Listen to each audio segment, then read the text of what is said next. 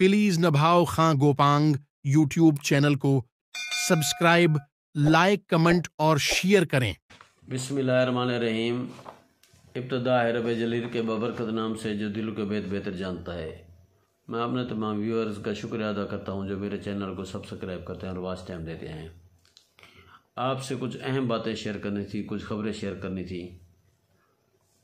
तो सबसे पहली खबर तो हम आपसे ये शेयर करते हैं कि रिकाउंटिंग में NA 154 लोधरा रिकाउंटिंग में PML नून के हिमायत याफ्ता अब्दुर्रहमान कांजू, जिनका ख़ानदान काफ़ी अरसा दराज से सियासत में है और उनके मद्दे मुकाबिल जो थे वो भी राना फराज नून जो आज़ाद हैसियत से लड़े थे, तो उनका जीत का नोटिफिकेशन जारी हो गया था। लेकिन अब्दुर्रहमान कांजू साहब ने उनको चैलेंज किया, रिकाउंटिंग की दरख्वास्त दी। आज रिकाउंटिंग में अब्दुर्रहमान कांजू साहब जीत गए और कौमी असम्बली के मेंबर बन गए और राना फराज नून का नोटिफिकेशन मुअत्तल कर दिया गया। और इससे उम्मीद लगती है कि भी रिकाउंटिंग में मेरे ख्याल में काफ़ी लोगों की अभी जो दरख्वास्तें दायर हैं उस पर आहिस्ता आहिस्ता फैसले होते रहेंगे। वो अल्लाह बेहतर जाने कि किसके सच्चे हैं या झूठे हैं, वो सब जो, लेकिन फैसला जो आया है हमारे सामने जो बात है वो आपसे शेयर कर रहे हैं। तो उसके बाद दूसरी बात यह है कि IMF ने सख्त शरत पर ना कर्ज देने की ना वो बात कर दी है, ख़ास तौर पर पेट्रोल महंगा करने की, क्योंकि उन्होंने कहा भी पेट्रोल आपने महंगा करना है। और जब पेट्रोल महंगा होता है तो मेरे ख्याल में हर चीज़ पर महंगाई छा जाती है। पहले भी महंगाई बहुत ज़्यादा है। तो उसके बाद जी आते हैं जी, कल इंशाल्लाह सुबह जो है ना 23 मार्च है, जिसे यौम करारदाद पाकिस्तान या यौम जमहूरिया कहा जाता था। 1958 में यौम जमहूरिया का नाम दिया गया था, उससे पहले उसे यौम करारदाद पाकिस्तान कहा जाता था। लेकिन 1958 में जब मिर्ज़ा सिकंदर वज़ीर आज़म थे और जनरल अयूब खां भी साथ थे, तो दोनों ने मिलकर आपस में जो हुकूमत बनाई। तो जब 23 मार्च आया तो वो यौम जमहूरिया कैसे कहते थे, क्योंकि जमहूरियत में आर्मी का हाथ नहीं होता। तो जब वो दोनों, एक डिक्टेटर था, आमरीत थी एक तरफ, दूसरी तरफ एक सिविलियन था, तो उन्होंने यौम जमहूरिया को उसका नाम बदल कर 23 मार्च को यौम पाकिस्तान रख दिया। अब देखते हैं कि यौम पाकिस्तान वाले दिन कहाँ कहाँ से अच्छी खबरें, अच्छे शुगर मिलते हैं और क्या हुकूमत पाकिस्तान छुट्टी करती है नहीं करती, क्योंकि अक्सर देखा गया है कि इन ख़ास त्योहारों पर भी छुट्टी नहीं होती। और ख़ासकर जो प्राइवेट इदारे हैं, प्राइवेट स्कूल्स हैं, और जो वो स्कूल्स जो PEF यानी कि जो government of Punjab, government of Pakistan के मातहत चल रहे हैं, वो उन इदारों में भी छुट्टी नहीं होती। खैर, हमने तो जश्न मनाना है, क्योंकि पाकिस्तान हमारे लिए नेमत थी, नेमत है और नेमत रहेगी। ये हमारे लिए एक जन्नत है। आगे बात करते हैं।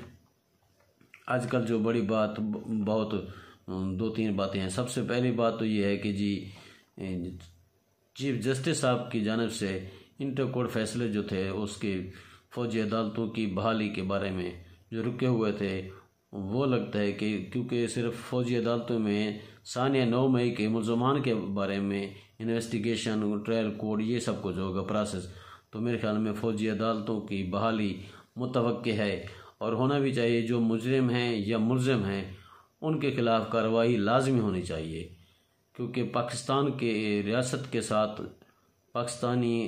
के साथ रिट जो करता है, रिट को चैलेंज करता है, वो पाकिस्तान का खैर खा कभी नहीं हो सकता। उसके बाद आते हैं जी शाहिद अफरीदी साहब बेहतरीन करैक्टर ज़रूर हैं, लेकिन उनकी आजकल इमरान खान के ख़िलाफ़ कुछ बातें और PML नून या PDM के हक़ में बहुत ज़्यादा बातें होनी चाहिए। हर किसी की अपनी पसंद होती है, लेकिन शाहिद अफरीदी साहब की वो खामोशी, गज़ा पर खामोशी, कश्मीर पर खामोशी और पाकिस्तान के अंदर होने वाले जो जुल्मनाक वाक़े हुए हैं उन पर खामोशी, वहाँ पर जो बात नहीं की है, क्योंकि ये कौम के हीरो हैं। हमारे जो क्रिकेटर थे, ख़ासकर काफ़ी सारे हैं, تو ان پر وہ بات نہیں کرتے۔ اس پر جو ہے نا تشویش کا اظہار ہوتا ہے کہ جی شاہد افریدی صاحب کو ایک کپتان کو دوسرے کپتان کے مقابلے میں لایا کھڑا جا سکتا ہے۔ تو خیر دوسرا ان کے ساتھ رانا ثناء اللہ صاحب کا بیان بھی بڑا ایک عجیب سا ہے کہ جی عمران خان جیل سے باہر آ گئے تو خطرناک ثابت ہو سکتے ہیں۔ اس سے کئی ایک بات سے کئی باتیں نکل آتی ہیں، پی ٹی آئی کے لوگ وائلیشن ہوتی ہے، اور کچھ یہ ایسے ہیں کہ مناظر کہ نون لیگ ان کے خلاف اور عدالتیں ان کے خلاف کسی نہ کسی زعمانی جملے میں نا وہ لے جاتے ہیں، لیکن اچھی بات نہیں ہے۔ اور دوسرا یہ ہے کہ پی ایم ایل یعنی کہ پی ڈی ایم کی حکومت اور عمران خان کی حکومت میں جو فرق نکالا گیا تھا، اس میں پی ڈی ایم کی حکومت میں عمران خان کو نہ جلسے کرنے کی اجازت تھی، دفعہ 144 کے تحت ہزاروں لوگوں 20,000 لوگوں پر مقدمات ہوئے، اور ایک بندے پر 250 ایف آئی آر ہوئی، کسی پر 200 ایف آئی آر ہوئی، بانی پی ٹی آئی چیئرمین پر 200 ایف آئی آرز ہوئیں۔ اور دوسرا یہ ہے کہ جی انہوں نے جیل میں میاں نواز شریف جب قید ہوئے تو ان کو سہولیات دی گئی تھی، ایون کہ ایک ایسی سہولت تھی جس پر ہنسنا آتا ہے۔ جیل میں جاتے وقت نواز شریف نے کہا جی وہ کک ہوتا تھا جب میں پہلے جیل میں آیا تھا، تو فوراً 8 گھنٹے کے اندر اسی کک کو جہاں اس کا ٹرانسفر ہو گیا تھا اسی کو واپس اسی جیل میں لایا گیا، اور انہوں نے ان کے من پسند کھانے جب بناتا تھا اسی نے ناشتہ راتوں رات انہوں نے پہنچ کر صبح ناشتہ انہوں نے بنایا تھا کک، اتنی سہولت۔ لیکن عمران خان کو اڈیالہ جیل میں کسی سے ملاقات کرنے کی بھی اجازت نہیں ہے، اور دوسرا پی ڈی ایم کی حکومت کے دوران احتجاج کرنے والوں کے خلاف بھی جو ہے نا وہ ان کو ڈیفیکلٹی کا مظاہرہ کرنا پڑتا ہے، اور ان کے ساتھ میرے خیال میں اچھا سلوک امتیازی سلوک ہوتا ہے۔ خیر یہ تو سیاسی لوگ جو ہے نا ایک دوسرے کے خلاف ایسے بات کرتے ہیں۔ تو آگے چلتے ہیں جی۔ جیل حکام کا دعویٰ ہے کہ 6 ماہ کے اندر عمران خان نے 35 لاکھ کا کھانا کھا لیا، کلیم کرتے ہیں، لیکن ان کا یہ کلیم جسٹیفیکیشن نہیں ہو سکتی، کیونکہ پی ٹی آئی کے کارکنان کہتے ہیں اور عوام الناس میں بھی یہ بات ہو رہی ہے کہ بھی اس پر انکوائری ہونی چاہیے، کیونکہ 6 ماہ میں اگر دیسی مرغے دیسی گھی میں پکا کر اور بکرے کی ران روزانہ روسٹ کروا کر بھی کھائے تو پھر بھی 20,000 روپے بل بنتا ہے، اور اگر اتنا روز دیسی مرغے اور بکرے دیسی گھی میں روسٹ کروا کر عمران خان کھا رہا ہے تو میرے خیال میں وہ تو وہاں پر بیمار پڑ جاتا ہے، ہو سکتا ہے اس کی پروٹین بہت زیادہ ہو سکتی ہیں، دل کے امراض ہو سکتے ہیں، لیکن جو بل بنایا ہے تو لگتا ایسے ہے کہ جیسے سپرنٹینڈنٹ جیل کی طرف سے یہ چیزیں بنائی جاتی ہوں گی، پکائی جاتی ہوں گی، لیکن کھاتے کو جو اور ہوں گے اور وہ جو ہے نا اس کے کھاتے میں ڈال دیا جائے، بیل اس کے کھاتے میں ڈال دیا جاتا ہے، کھانے والے کھانا کھا جاتے ہوں گے۔ توڑ پھوڑ کے مقدمے علی امین گنڈا پور جو سی ایم کے پی کے ہیں ان کی اسلام آباد میں عبوری ضمانت ہو گئی ہے، لیکن ان کی ایک عجیب و حرکات ہم نے دیکھی ہیں، عجیب و جذبات دیکھے ہیں کہ جب وہ ملاقات کرنے کے لیے شہباز شریف صاحب سے ملتے ہیں تو شہباز شریف اور مریم نواز کی دونوں کی تعریفیں کرتے ہیں، اور اپنے کے پی کے 1500 ارب روپے وہ بھی مانگتے ضرور ہیں، لیکن جب باہر جاتے ہیں تو ان دونوں پر شدید تنقید کرتے ہیں، اور فارم 45 اور 47 کے تحت وہ ڈیفرنس بھی نکالتے اور کہتے ہیں یہ چوری کے مینڈیٹ چوری کرنے والی حکومت ہے، میں ان سے کیا بات کروں۔ تو سیاستدان کا یہ دوہرا معیار عجیب لگتا ہے، کیونکہ ان کو جو خطاب دیا گیا علی امین گنڈا پور کو کہ مولا جٹ نے پی ٹی آئی اور پی ڈی ایم دونوں کو خوش کر رکھا ہے۔ تو اس کے بعد ایک بات آپ سے کرنی ہے کہ 2018 میں جسٹس شوکت عزیز صدیقی نے ایک بات کی تھی اپنی انٹیلیجنس کے بارے میں، انہوں نے الزام لگائے تھے تو ان کو برطرف کر دیا گیا تھا۔ تو آج 2018 کے بعد 2024 میں ایک جج کو 6 سال کے بعد انصاف ملا ہے. ہمارا یہ جو ہے نا نظام انصاف کتنا نیچے جا چکا ہے. جج کو جب 6 سال کے بعد انصاف ملا ہے تو عام آدمی کو کیسے انصاف ملے گا؟ جیسے ذوالفقار علی بھٹو کا کیس ان کے مرنے کے بعد دائر ہوا، بطور صدر آصف علی زرداری نے 2011 میں دائر کیا تھا اور 13 سال کے بعد اس کا فیصلہ ہوا. لیکن اب ان فیصلوں کا کیا فائدہ؟ لیکن یہ کہ شوکت عزیز صدیقی صاحب کو عام آدمی کی طرح جو ہے نا وہ یعنی کہ ان کو تو فیصلہ جلدی میں، عام آدمی کو کیسے فیصلہ مل سکتا ہے، انصاف مل سکتا ہے؟ لیکن شوکت عزیز صدیقی جج صاحب کو مراد ضرور ملیں گی، جو ریٹائر افسر کو ہوتی ہیں وہ مراد ضرور ملیں گی. تو اس کے بعد آپ سے بات کریں کہ انڈیا کے شہر دہلی میں ایک سی ایم وزیر اعلیٰ جو ہیں دہلی کے، ان کو جو ہے نا ان کے اوپر شراب کی مد میں، شراب لین دین کے ان کی مد میں وہ جو ہے نا ان کو گرفتار کر لیا گیا. منی لانڈرنگ ان پر کیس بنا تھا.